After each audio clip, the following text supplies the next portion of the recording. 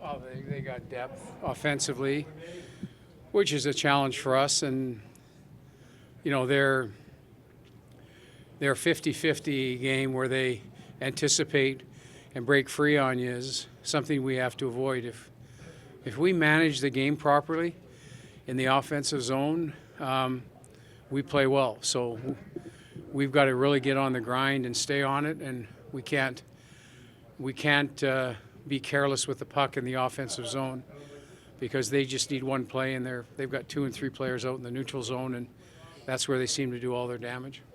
You were old enough to remember the days when Gretzky used to come into Maple Leaf Gardens and play the best game of the year and bury the Leafs on a Saturday night. Yeah, the same thing that McDavid's going to do tonight. Same thing. Is that what you expect? Yeah.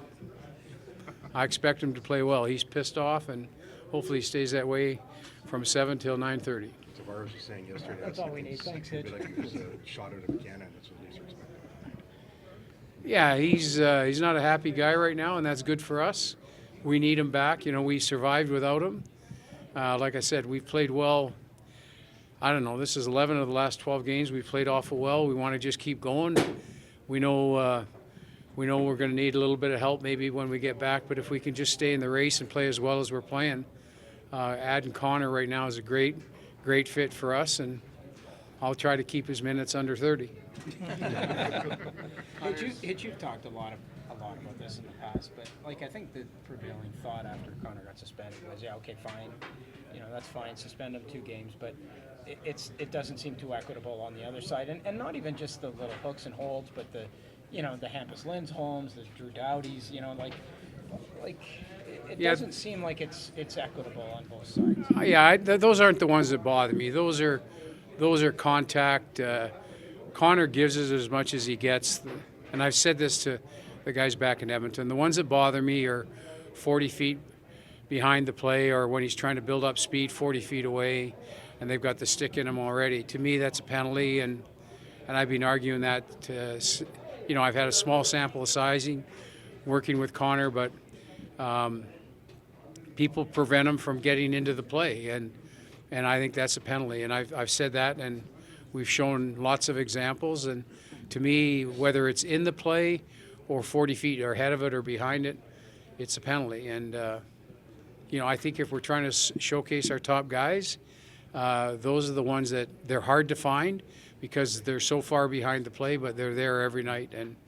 And we build a system of play for him to build speed, and when he's not able to build his speed, then it's a disadvantage for us. He seems to be remarkably good at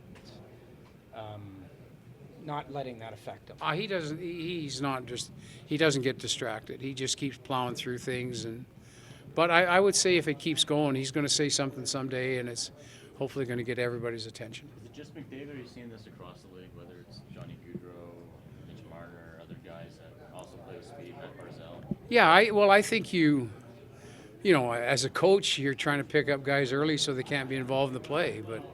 But to me, McDavid's at another level compared to a lot of these other guys, and I just selfishly, I'd like to see him be involved in the play more and get up there and not be prevented from doing it. So I'm going to plead the case.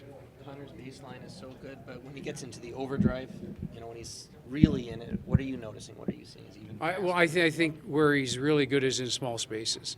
There's a scramble for the puck in the middle of the ice in the neutral zone, and the next thing you know, he's got 5 steps on people. To me, it's his first 5 steps are incredible.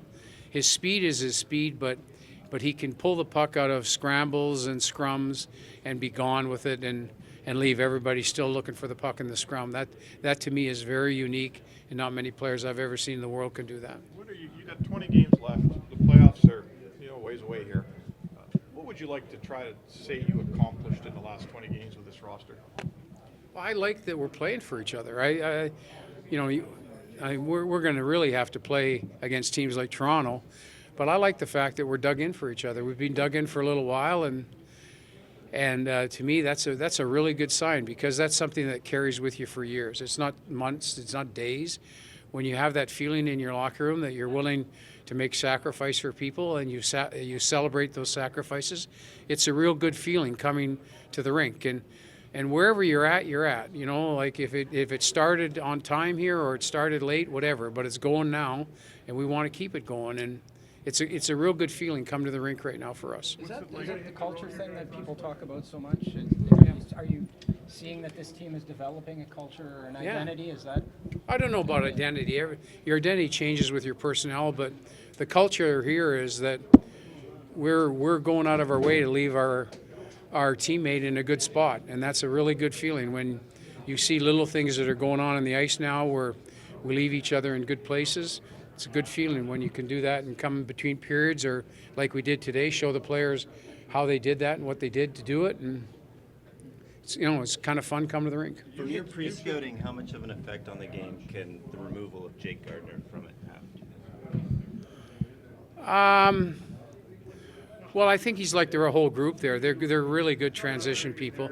The key for us is just don't let their defensemen look up ice. It doesn't matter if it's Gardner or Riley or anybody. You just can't afford for them to be looking up ice. If we can see their numbers all night, that's good for us. If we start seeing the crest, then we're in big trouble.